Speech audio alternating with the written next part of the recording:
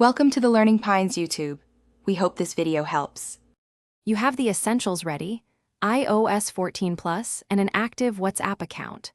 First, confirm WhatsApp is up to date and signed in. Make sure notifications are enabled so the widget can surface messages.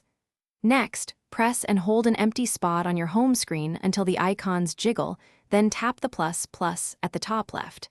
This opens the widget gallery. We move to locate WhatsApp and choose the right widget size so it fits your layout and shows contacts or shortcuts. Once you open the widget gallery, type WhatsApp in the search field or scroll until you see it. You'll see size options. Pick small for a single chat shortcut, medium for multiple shortcuts, or large for more content.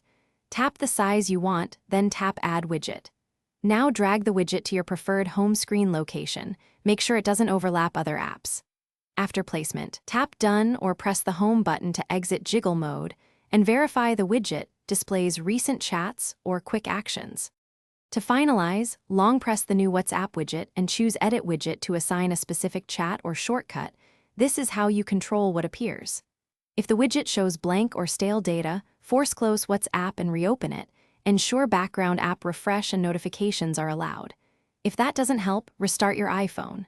As a last step, reinstall WhatsApp, but back up chats first. These actions resolve most issues. If problems continue, check for iOS or WhatsApp updates and repeat placement after updating. Thanks for watching. Consider subscribing if we helped you.